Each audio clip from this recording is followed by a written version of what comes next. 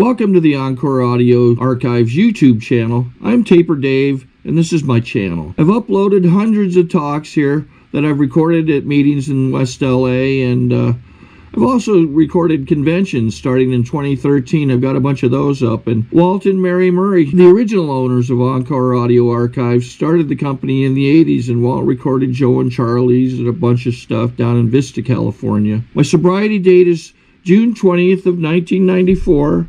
I hope you find something you like, so please like and subscribe to my channel and comment down below.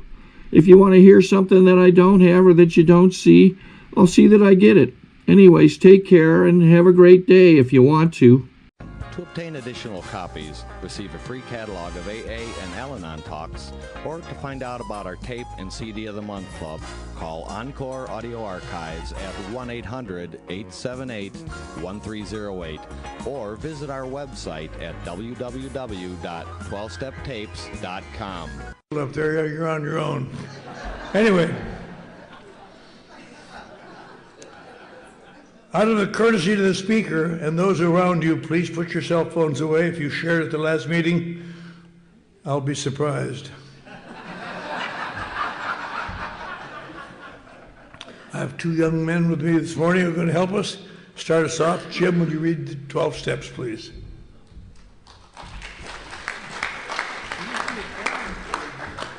Jim Borghese, alcoholic. 12 Steps of Alcoholics Anonymous.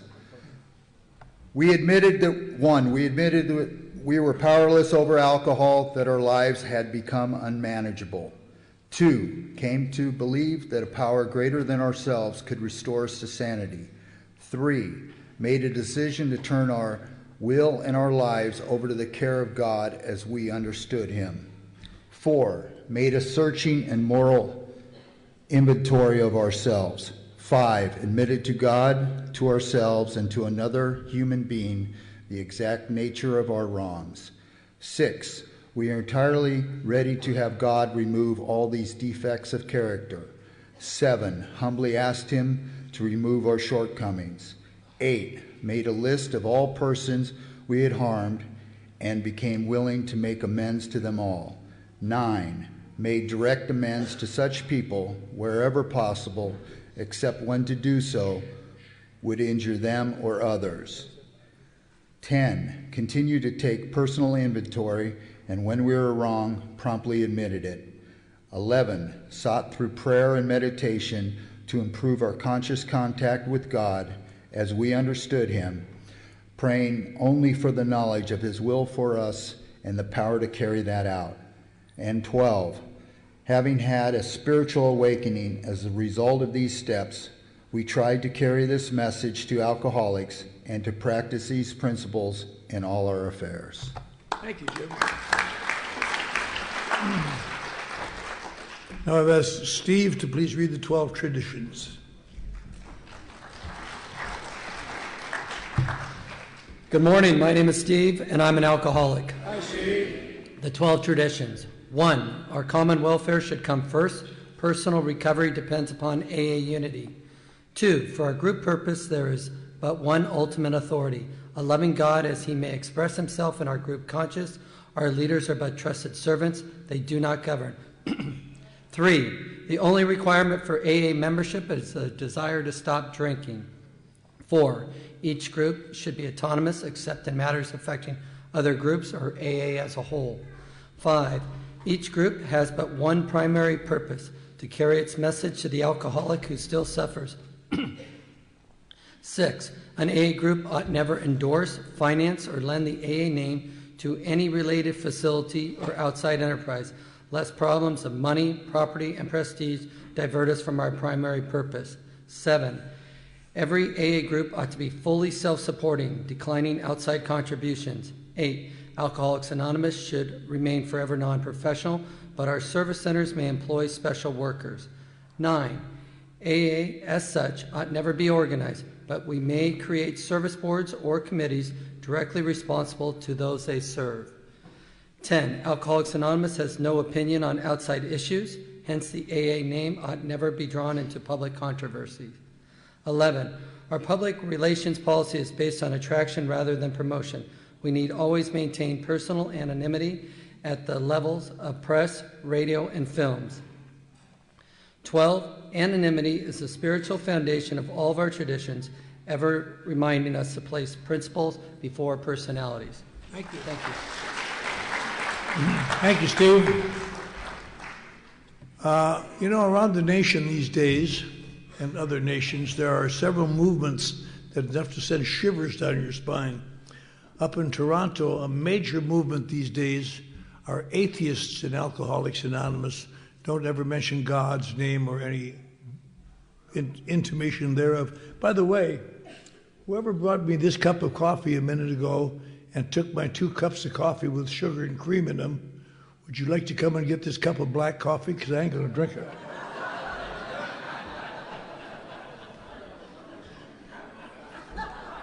I don't complain, but if I did, I'd complain about that. Hurry up, Steve, get me a cup of coffee. I'd let you read.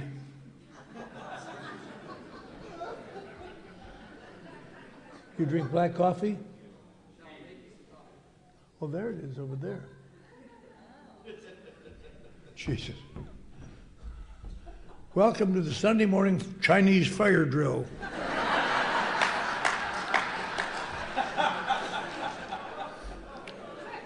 But there are several movements. One of the movements is, one of the big ones is to return to the good old days of AA, go back to the basics.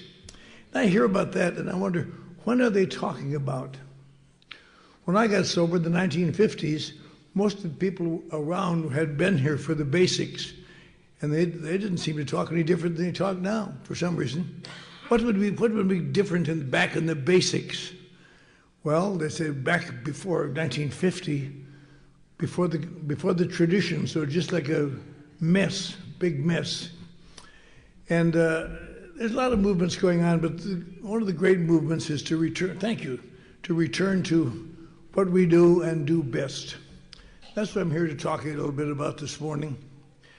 You have to get a historical picture of it. I've talked about it so many times. But when Bill Wilson wrote the book Alcoholics Anonymous, and he issued it finally, and they advertised all over the world, country, wives, at last you can get your husband treated for his alcoholism. And thousands of women wrote in, and some men wrote in, and by 1945, 43, there was AA everywhere. Every city, the book had been published in 1939. It gotten everywhere. There was Alcoholics Anonymous everywhere. And in 1942 or 43, Bill Wilson began receiving disturbing letters. Don't bother sending to us any more material. Our meeting is shut down. We gave up. We quit. Now, why would that be? But he started to get them. 1944, there was a flood of them. And he realized AA was slowly going extinct. And we all could give a shudder about that because it could easily have gone extinct. And in 1945, the flood of letters kept coming in. And so he wanted to do something that would maybe brighten people up, so he started the Grapevine, like a big, this size, to get one another stories. But that helped a little, but not an awful lot. But a doctor in North Carolina sent him an article for the Grapevine. I said, run this, Bill, this is interesting. And Bill read it, and he discovered something he'd never heard of before. There'd been a movement just 100 years before called the Washingtonians, which operated like AA and had gone extinct. And he got some more material on it, read about it, and found out that there's 6 drunks in Baltimore.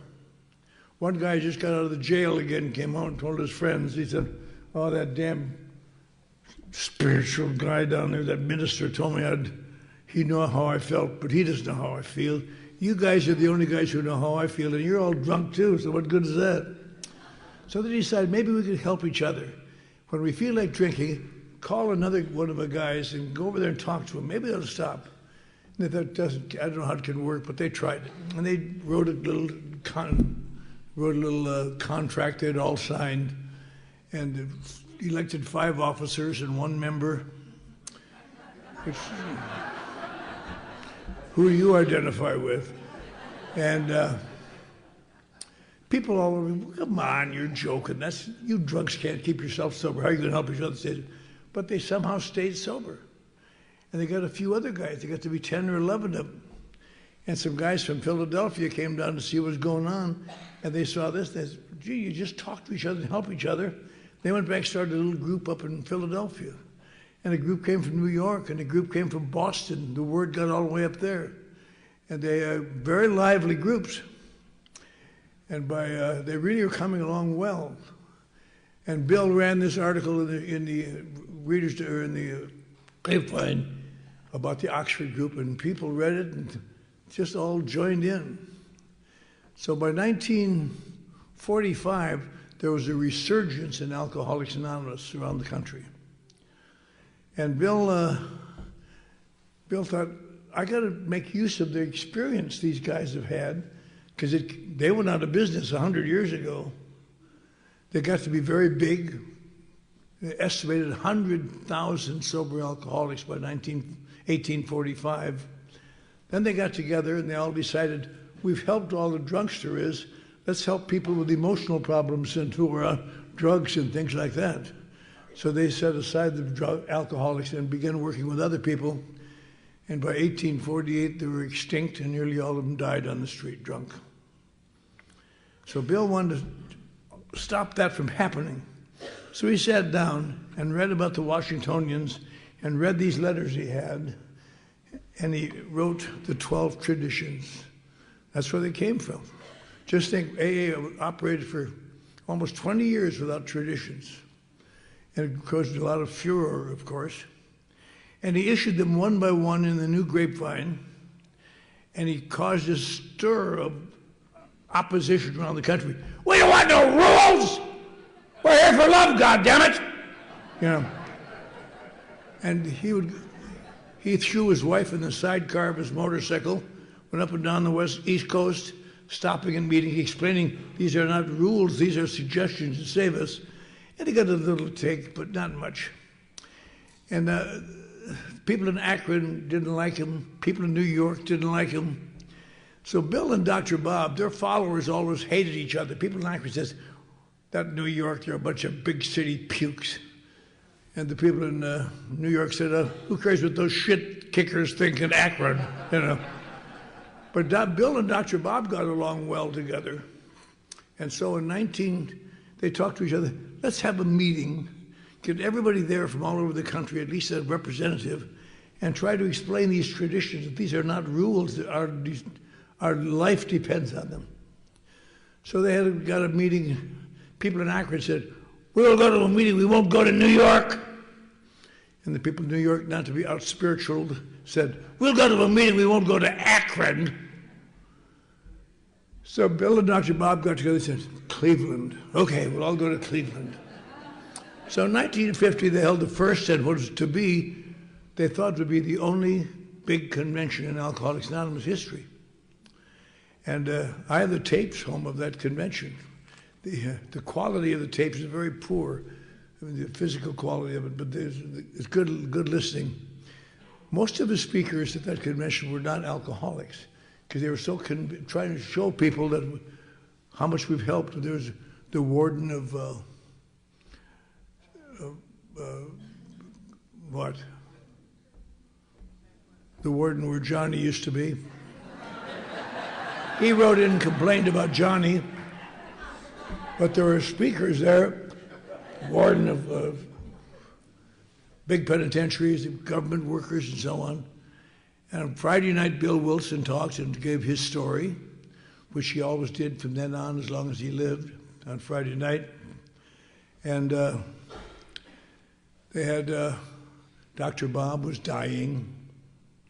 They said, you probably don't want to talk, Dr. Bob. I said, oh, yeah, I've got to. He says, I've got 15 years sobriety. That's second in the whole world. So on Sunday afternoon, on one side his son, one side a member of AA, helped this poor old tottering man to the podium. He said, I want to welcome you all to Cleveland. I hope that you'll go back and tell the boys and girls in your group that we'll all get the same out of AA, what we put into it. And he talked a little bit, just kind of talk. But then he said, but I do want to call your attention to 2 or 3 things that I think are so important. And he gave then what many people conceive to be the Gettysburg Address of Alcoholics Anonymous. Because he was always a better 12-stepper than Bill was by far. He got those people sober in his hospital and nobody could get sober. He said, there are 2 or 3 things. First, let us remember to keep our program simple. Let's not louse it all up with psychiatric observations that may be of interest to the scientific mind, but has nothing to do with our work here. Our work here, when reduced to the last, consists of love and service. And we all know what love is, and we all know what service is. And secondly, he said, let us guard that erring member, the tongue, and try to use it with kindness and understanding. And there isn't a person in this room or any room like it in the world who does know exactly what he's talking about. When things are going our way, boy, love is the answer, baby. But let somebody cross us. You give them the ultimate curse. I don't even think that son of a bitch is alcoholic. That's so funny. We spend our adult life trying to prove we're not, then if we are, we hate being uncovered. And finally he said, none of us would be here this afternoon if someone had taken the time to explain things to us, take us to a few meetings, give us a pat on the back when we need it. Let us never reach that stage of smug complacency when we're too well to help our friends who still suffer in the blackness of alcoholic despair. And he sat down and was dead shortly thereafter. But when you go to the World Service Office in New York, that talk is on the wall, printed on the wall, because it really captured the spirit of AA. And it's as true this morning in California as it was that day in Toronto or in Cleveland. It's a very simple program, and we like to add all sorts of complexities to it. But it isn't really complex at all. The hardest part about AA is realizing how simple it is and what we have to do to maintain it. And then the Sunday afternoon, they also had 6 young guys. Each of them took 2 traditions in the long form and explained why they're not threats and why they're just all help for us. And I don't know who they were, but you could just hear their tails wagging, just they're so excited. Then at the end, Bill Wilson got up and said, now you've heard the traditions read. And he was not sure that he could get a vote in his way, because there's still a lot of heartaches out there. We've now heard the traditions read. Seeing no objections, they're accepted. Just hear a train going by in the distance. And so we got the tradition. And the sad thing about the traditions over the years, we have forgotten how important they are to our existence. When someone reads the traditions now, just have a newcomer read it, see if he can pronounce autonomous or something. But they're they're almost more important than the steps, because the steps are quite self-evident, but the traditions require you to make some judgments. And the first tradition, of course, is quite simple, because at that time people were fighting back and forth that we should have unity. And then there was a school of thought that they're having these traditions just so Bill Wilson can have more power. So the second tradition says we want God as he expressed himself in the group conscience. And the tradition go on down the hall, and they get through the 5th tradition, and starts doing the organizational traditions. But the 5th tradition said that stated that we should have a singleness of purpose. And people say, what's the big deal? Because all over today we live in an era where most young folks are on drugs of one sort or another and come to AA with drug problems. And that's happened for years. When I was kind of new back in 1960, let me tell you, in 1960, tell you how clever we were. I went down to the my sponsor made me go down to the International Convention in Long Beach. And I hated to go down, I had no front teeth, I had bad clothes. And I knew I'd run into somebody that I screwed around over the years. He'd say, "Oh, there, you got yours at last, you son of a bitch." So I went around there. There were two entrances. One entrance composed mainly of people in suits and ladies in silk dresses. And around the corner there were the drones and the shirkers and the losers and the... So I joined them. And the guy came out. They weren't very well organized at that time. He said, "We need some ushers. Anybody here want to volunteer to usher?" And I wanted to get out of sight. So I said, I'll usher. So a few of us got in there, and they gave us armbands that said usher. He said, "Now find someone handicapped or elderly and help them to a seat." So I snatched the first old lady at the door and took her all the way down the front row, put her where Thomas is. At that time, it wasn't all taken over by the World Service Office, so still members could sit there. But the podium was about this far from that row, and Bill Wilson was sitting up there, and somebody said, "He's going to lead the meeting." I thought, God, that's great. I thought, this is a great seat. So I took off my usher's badge and sat next to her. I may be crazy, but I'm not stupid. Yeah.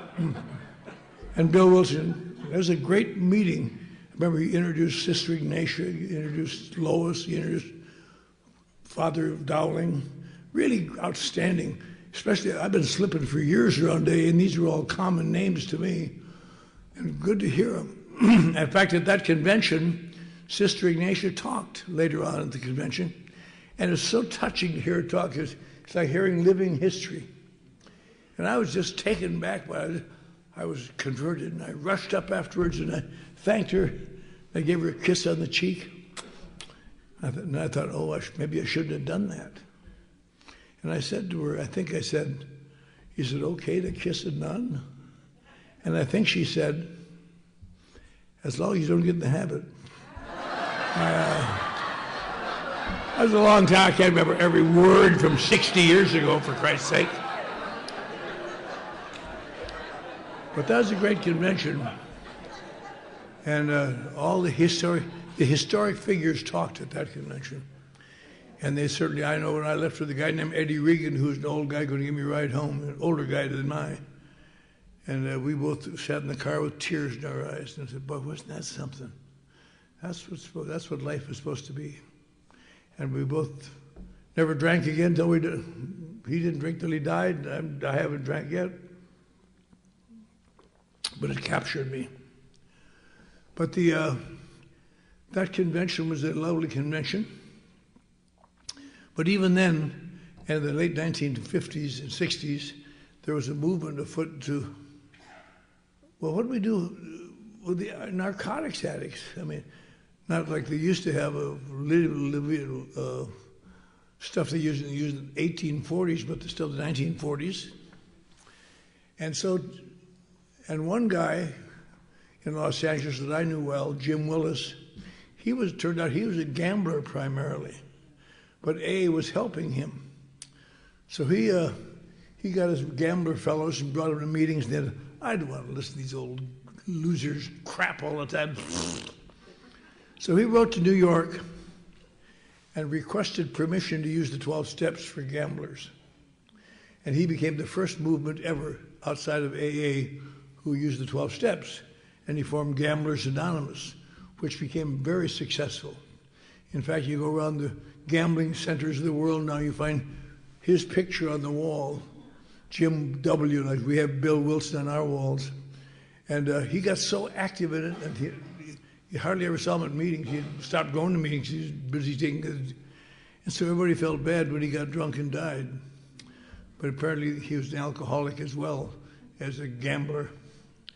But then some guys in North Hollywood, the North Hollywood Club at the Radford Club, were concerned about the narcotics addicts who had no place to go. They'd come and say, "I don't want to hear that drinking crap again." So he wrote to New York and got permission to use the 12 steps and formed Narcotics Anonymous. That was the second one ever created. And so they formed that, and people came to... They didn't have much luck with that, as much as over the years they grew, but for a while they had a very hard time getting started. Because unfortunately, whether we like it or not, hardcore addicts are not enthusiastic. Chill, baby, come on, shit. So I didn't have everybody stayed sober very long, but they were sincere. Then some guys out in the marina who had a little more money, they got permission to use Cocaine Anonymous. They started Cocaine Anonymous. They're a better type of addict. And then a woman in the mid-Wilshire district, she got permission to use the 12 steps and formed Overeaters Anonymous. And those are the big four of the, now there are all kinds of programs using our steps, but those are the big four. And I know she came to me and said, we don't have anybody staying pure from food. Could you talk at our early meeting? I'm going to talk to their early meetings. They put me in the book a little bit, their book. But I remember thinking to myself, Jesus, these old fat pukes, why don't they just stop eating, you know? But that was not the right attitude at that time. It's the right attitude now. To obtain additional copies, receive a free catalog of AA and Al-Anon talks, or to find out about our tape and CD of the Month Club, call Encore Audio Archives at 1-800-878-1308, or visit our website at www.12steptapes.com. But then, so they began working with people, but now we have combined, well, I'm an addict and an alcoholic. I'm a gambler and an addict. And so we have a little difference of opinion. And the one people always say, how was AA different in the old days? I'll tell you what was different. Because everybody in AA was an addict, was an alcoholic. And they didn't want to come, and they came and stayed, but they didn't like it. I'm an alcoholic. That really was today it's kind of a mark of distinction. Yes, I'm an alcoholic. But then it was, but you know, people would tell me how they get on the book. They have this big book. They get on the bus with it and have to take the cover off and turn it backwards so people couldn't see what they were reading because it made them look bad on the bus. But it was difficult times. But they, little by little, they absorbed it, but ever since then, we've had that continuing fight in AA. Who do we treat here? Who do we treat? Do we treat the alcoholics? Do we treat the narcotic addicts? Do we treat the gamblers? Who do we treat? And in my experience, and I'm sure that in many people's experience, if I have a combined alcoholic addict, I have to go to NA one night a week just because of the one secret of the program. The program has a secret that nobody else has, and that's why we are successful. That is why so many of these places out in Malibu that charge $1,000 a day, they come out and they're drunk again in 2 weeks. Because we have a secret here that we take for granted, and the secret is identification. People can go here and hear people talk. My God, I thought I was the only one who had those feelings. And that's what makes AA work, is identification. Always has. From Bill talking to Dr. Bob, and they talking to the Bill D up in the hospital. And from then on, it's always that going across the border, because people like us, the doctor at Town Hospital talked about it once. He said, alcoholics are impossible to deal with. They seem to be in a invisible cocoon that just stops any information or advice from coming in. Boom, boom, boom. Gee, thanks a lot. I really glad to hear that. Boom, boom, you know. He said, Dr. Bob came to me, Bill came to me for help. He said, what should I do? And I told Bill, he said, why come to me for help? I got no answer. We have no answer here in the hospital. We get you guys sober, we put you back on the street, 2 weeks you're drunk again. Nobody ever stays sober. We don't know. We try to work with you deeply, sometimes spiritually. Nothing works. And he he gave Bill the first advice. He said, "Why don't you do this?" He said, "It's always been my feeling that if somehow we could get through that wall, we could get to him. Why don't you try to tell people that you're a drunkard yourself and that you have a lot of problems and see what that does?" And Bill said, "Nah, that won't work. That's nonsense. What good is it going to be to do for some guy to know that I'm a drunk?" But the first guy he tried it on was Dr. Bob, which started Alcoholics Anonymous, as we all know. And from then on, that's been the secret of Alcoholics Anonymous. One alcoholic talking to another alcoholic to remove those terrible feelings, but my case is different, at least enough so they might try an action they do not yet believe. And that is the secret of AA. And eventually come to learn all the things that go into AA, such as, you're right, alcohol is not your problem. That is a great startling fact when you tell a newcomer, alcohol is not your problem. I never thought it wasn't. The problem is something more complex. It's something called alcoholism. And the difference between alcohol problems and alcoholism is stopping drinking cures alcohol problems, but it creates more problems for alcoholics. And eventually you come to discover that sobriety becomes as untenable as drinking. And the curse of alcoholism is not that you can't stop drinking, but that you must always start again pretty soon, because reality is too difficult. And that's why people say, I don't see that in the, I thought we came here to stop drinking. Not at all. Stopping drinking is just the entrance. That isn't why you're here. And if you don't do something about it after you're here, you'll be drinking again. We talk about people going on a dry drunk where they're not doing AA and they just get crazy. And that certainly is true. They get crazy. They get mean and vicious and cruel and bad to their families. But I remember doing that time after time when I was quitting drinking in the 1950s. I'd quit drinking and I'd swear, I'm not going to drink anymore. I swear to God, kids, I'm not going to drink anymore. And you stay sober as long as you can. But one day it's just too much. You go back to drinking. I stayed sober too long one time and I committed suicide. It got so bad. But I was commemorating my dead son who'd been born while I was in jail. And I felt so bad about that I swore never to drink. And I never did drink. But one day I got little by little, I got crazier and crazier. One day I got up and I'm going to the kitchen, get a cup of coffee. Get it! And I'm out there and there was no coffee. Just a note on the table. I've taken the kids to church. Yeah, well, screw church! And I couldn't stand it. I went out the garage and hooked up a hose to the exhaust pipe and committed suicide and died. And the neighbors saw me in there, pulled me out and saved me. And they sent me to the nut house for an indefinite period. But that's how I get when I stopped drinking. And yet people keep saying, if you just quit drinking, you'll be all right. And I always thought I would be. And so did you. One of the great lessons you learn here that stopping drinking is not the answer. It seems so strange. What do you mean alcohol isn't the answer? It is not. It's the answer, it's not the problem. And so we have to come to understand that as we go along in AA. And that is why the fifth tradition is valuable. Because we say, who can be a member of AA? Anyone who says they're an alcoholic. And sometimes you have to convince them they're an alcoholic before they realize they're an alcoholic. And it's very difficult because you can't say to somebody, well, you're not really an alcoholic, and yet you got to do it, because the concept of AA is not how many people we have in the meeting, but are they alcoholic? If you're not alcoholic, you shouldn't be here.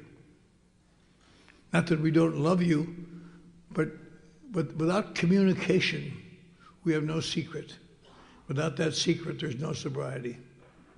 The purpose of Alcoholics Anonymous is to get sober, surrender to the, accept it, as has been done, the theme of this convention, acceptance. Accept the fact that I can't do it by my own, and take actions that I think are stupid. And when I did that, I stayed sober. For 10 years I did that and would not take those actions because I think I was getting bad. But when I started doing it, when I got desperate enough to, my sponsor's voice was louder than my head, I stayed sober. And that's been a long time. I was thinking today when Johnny was talking and Larry, these newer people have a good grasp of the program. Keep coming back. Because we're tolerant and kindly when we get older.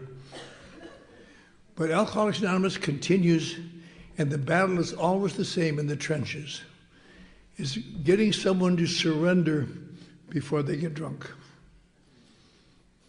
And I sometimes working in the book, the chapter Working with Others, says sometimes the best way to do it is to let them get drunk, then talk to them while they're in pain and agony. That helps, makes you a little more flexible.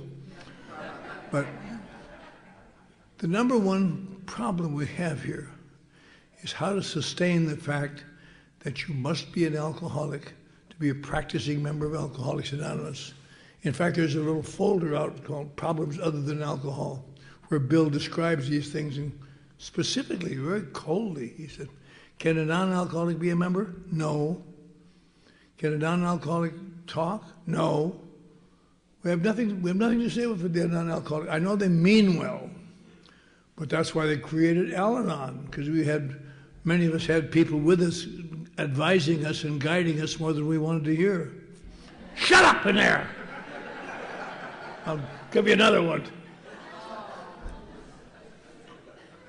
But you know, here's an interesting little thing. Alan, when I first came to AA around 1949, at that time there was no Al-Anon. And the women used to come to the meetings with the guys. They'd sit there. It sounds terrible now, but woman A would think woman B is, my husband's getting wrapped up in her. And they'd have to start fighting the women back and forth and wouldn't let their husbands go to the meetings. So they finally had to discontinue all women from meetings because you're making trouble. Stop going. So then Lois Wilson didn't like that. And she was still pissed off over the fact that Bill had written to the wives instead of her.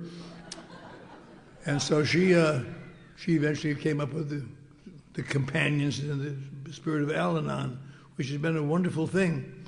As long as we say, remember, we are not combined. This is not a combined group of men and women.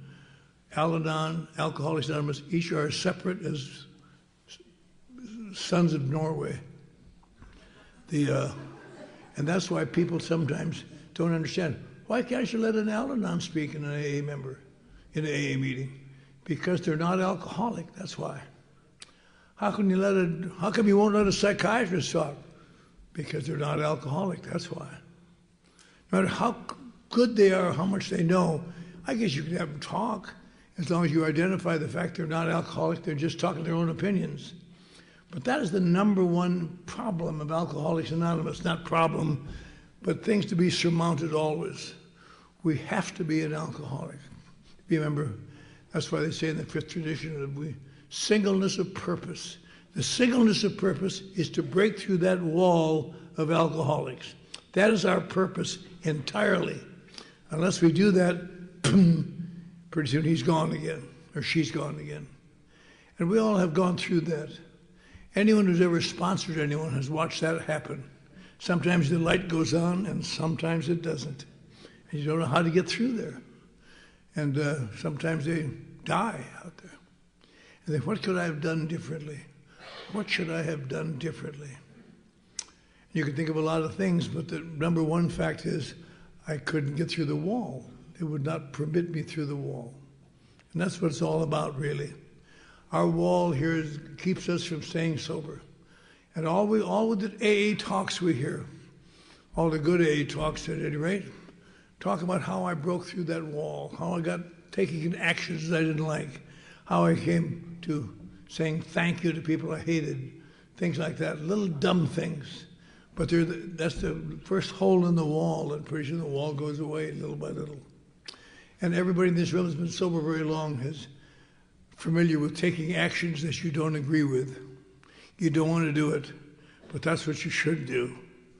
And you hate it. But you do it like going to meetings when you don't feel like going to meetings. To this day, I talk to people who've been sober a long time, and it's been my experience that when people slip or they go out after being in AA a while, you simply invariably stop going to meetings first. You stop going to meetings and it gets easier and easier. Some people can do it and stay sober. You see them, they show up at anniversaries or free meals. Yeah, I've been sober since 1906.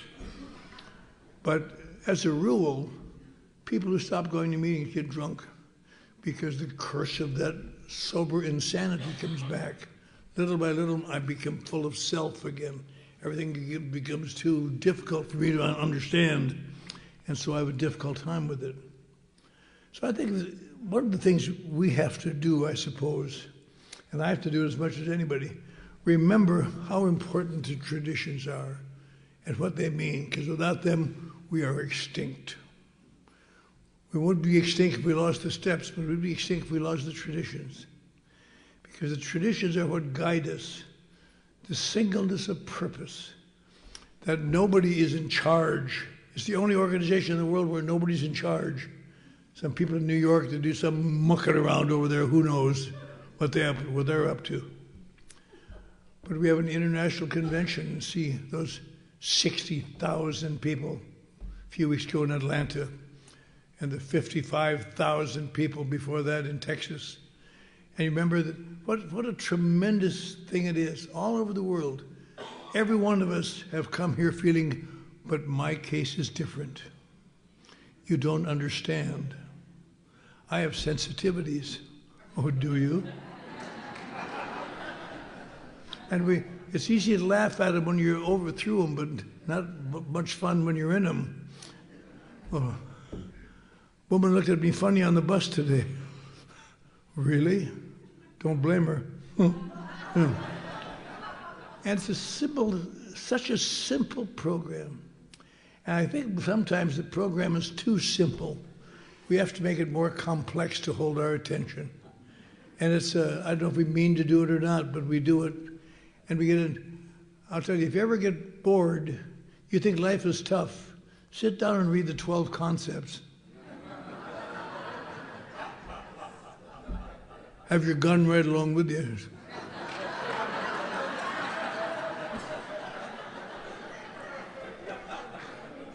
And yet there's all sorts of people who live in the concepts. They mean something too, but for most of us who are slackers, we don't know much about it. But Alcoholics Anonymous is not a big thing. It is one alcoholic talking to another alcoholic and hopefully finding some friends here that'll get you back to the meeting and and a sponsor to whom you will be accountable. That's the most difficult thing, the biggest reason for a sponsor that I know of. Someone to whom I can be accountable, who's going to notice if I'm off the path, if I'm not doing it right, or I'm not going to meetings, if I'm not taking care of myself. And that is the number one project of AA, to keep ourselves accountable and active and involved. Because to anybody very long, AA gets a little boring. We all go through spells where it's a little boring. Then you have to somehow find some new puke to work with, which gets your attention back where it should be, in dealing with others. So the great fact of Alcoholics Anonymous, I suppose, is that the least important part of it, the 12 traditions, is the most important part of it. That's the oddest thing about it. And we come here and we come to discover what Alcoholics Anonymous is about. And in fact, in our group, and many groups, we read the long form once a month because it really fleshes it out. It isn't just no misunderstanding in what it all means. And the long form is quite clear. It clearly defines it. And when we sit and look bored and think, oh, but we have to listen and listen intently. I am glad to be sober, and I'm glad to be safe, and I'm glad to be sane. And later this month, I'll celebrate 57 years of sobriety. And that's funny, because don't. Start a love offering.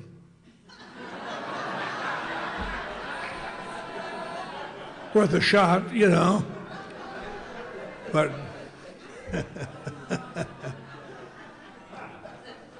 but I think it's so strange because every one of the people that when I came to AA are now dead.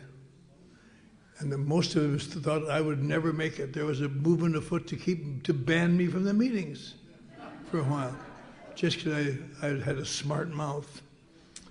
And I guess it's still going on someplace, but I've learned one thing. I'll tell you how you get along here. You outlast your enemies.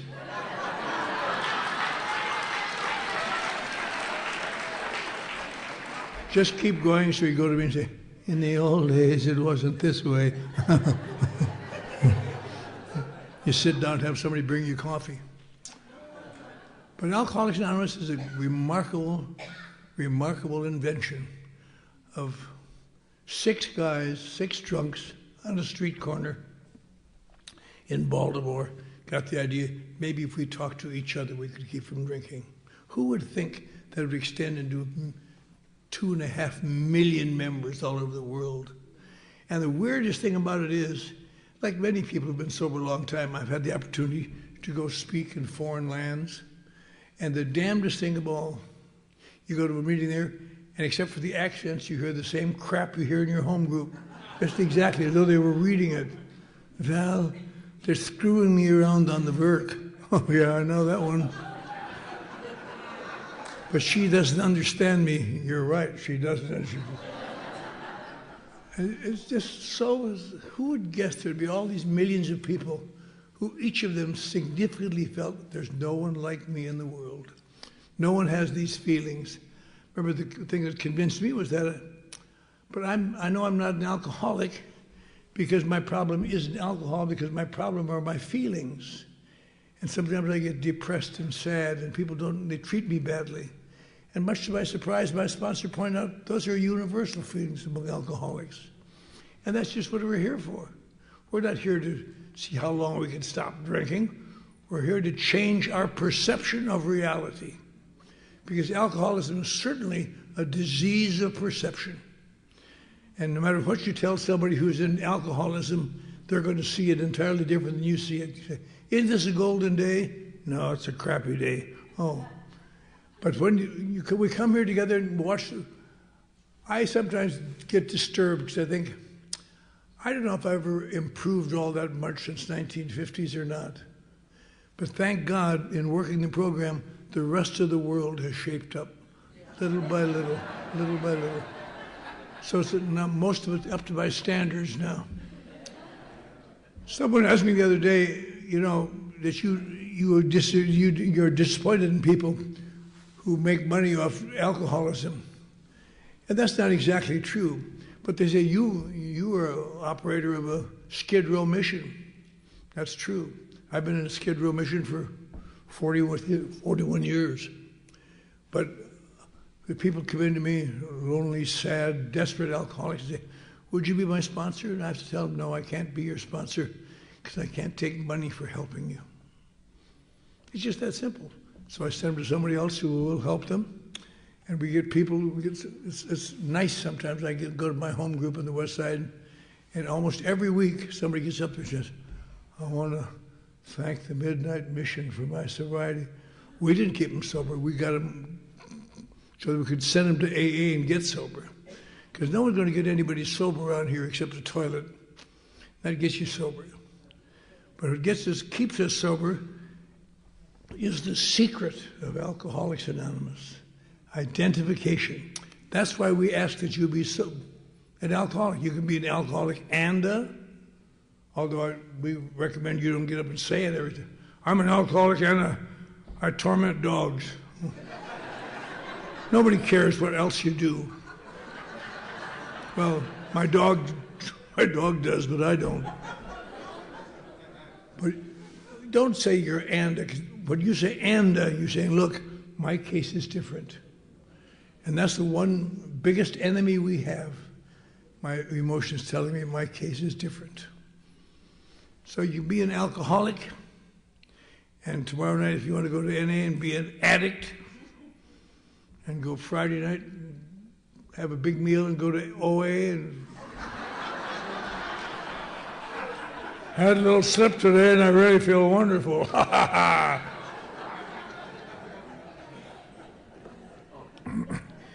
But it's all the same dreadful addiction in a sense. But the question is, how do you overcome it? You can't apply grease on an open wound and figure it's going to make it better. You have to put medicine on there. And the medicine we have for alcoholics is there's a program here that makes us do things that builds up our self-esteem, our self-worth, until we belong to live in the world. And without that, we are doomed to always be shaking our fists and saying, but you don't understand. You don't understand. And to have that one beverage that I know will make it all right for tonight, then wonder why. And tomorrow morning, we've all had that feeling where there's no answer for you, someone who loves you is saying, how could you? How could you? You were doing better. You hadn't drank for a while, and the kids were doing better, and you promised, and now you're drunk. How could you do that? How could you do that? And we've all heard that, one form or another, and there's no answer to it. The closest thing to an answer I ever had was, leave me alone. Get off my back. Leave me alone. Because no matter how much someone loves me, they do not break through that wall. All they're doing is painting it different colors on the outside. And so that's why we get together, to share our experience, strength, and hope that we don't have to drink. And the last phrase of the 12th tradition in the long form is such a great phrase. This to the end, that our great blessings shall never spoil us, so we shall forever live in the presence of him who presides over us all. And I can't think of a better way to describe Alcoholics Anonymous. This to the end, that our great blessings shall never spoil us, that we shall forever live in the thankful contemplation of him who presides over us all. Then we can extend our hands to less fortunate and shock them by saying rude things like, God loves you. No, he doesn't. Yes, he does. Shut up. One of the greatest things I ever got of AA is in the discovering. I'm thinking about that last night when I went to sleep and said my prayers. I always explained to God why I'm not quite living up to what he wants me to be in the 11th step. I pray only for knowledge of his information for me and the power to carry it out. Because I know that if I could do what God's will is, I will get along fine. And some days I can, and some days I can't. It isn't a matter of choice, it's a matter of willfulness with my emotions. So we are all here together in this convention for one reason. This to the end, that our great blessings may never spoil us, that we shall forever live in thankful contemplation of him who presides over us all. Thank you.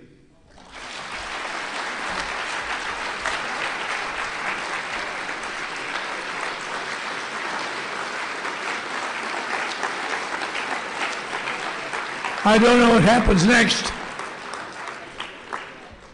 Who's ever in charge of the marathon, are you here? Got to blow out that candle. Well, we'll go on our own. Please join me in the Lord's Prayer. Our Father, who art in heaven, hallowed be thy name. Thy kingdom come, thy will be done, on earth as it is in heaven. Give us this day our daily bread, and forgive us our trespasses, as we forgive those who trespass against us. And lead us not into temptation, but deliver us from evil. For thine is the kingdom, and the power, and the glory forever. Amen.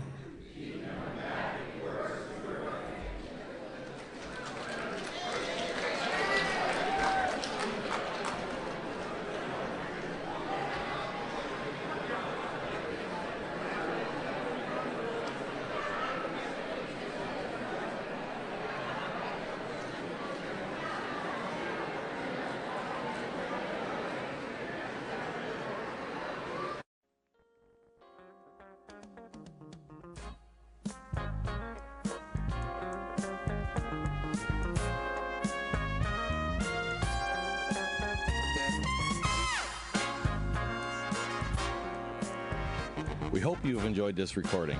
To obtain additional copies, receive a free catalog of AA and Al-Anon talks, or to find out about our Tape and CD of the Month Club, call Encore Audio Archives at 1-800-878-1308 or visit our website at www.12steptapes.com.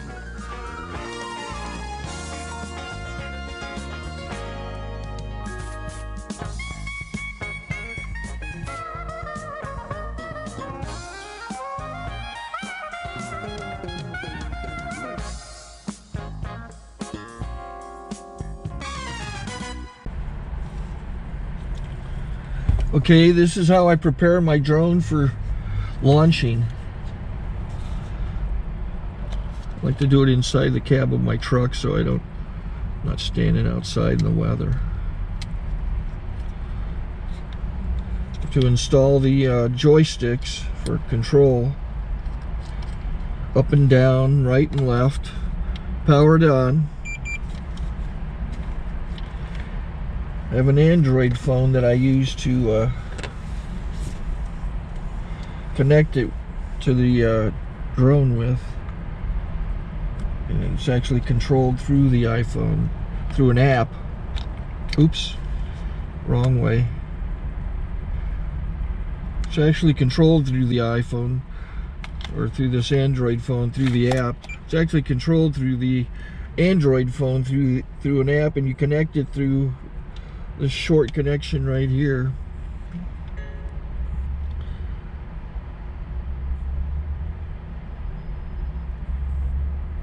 Remote control connected.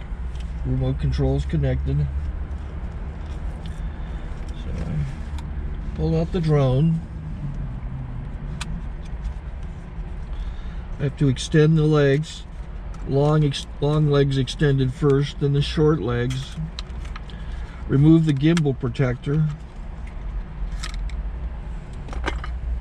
Set that aside, then power it on one short burst, then one long burst. I lay it down. So I have to go to calibrate. So the drone's not connected yet. It shows you here as this drone gets disconnected, even though the remote's powered on. So the drone has to establish it's connected. So I go into the app to calibration mode. First I'll calibrate the remote controller. Start calibration. Out, in, out, in, up, down, and then this little wheel is to control the gimbal. So it's calibrated. Go to gimbal calibration, start calibration, and then it calibrates the gimbal. I don't know if that shows up. The gimbal's moving all over the place. Changes, you can see it on the video. And I'm calibrated to take off. It's acquired 7 satellites at the moment. There are 26 satellites up in the sky, which it has to acquire before you can take off. So it's connected. It's got enough satellites. This is white. I can go to press this little arrow button, swipe right to take off, and it would start the motors if I slid this to the right. But I'll wait till I get outside. Don't want to do it inside.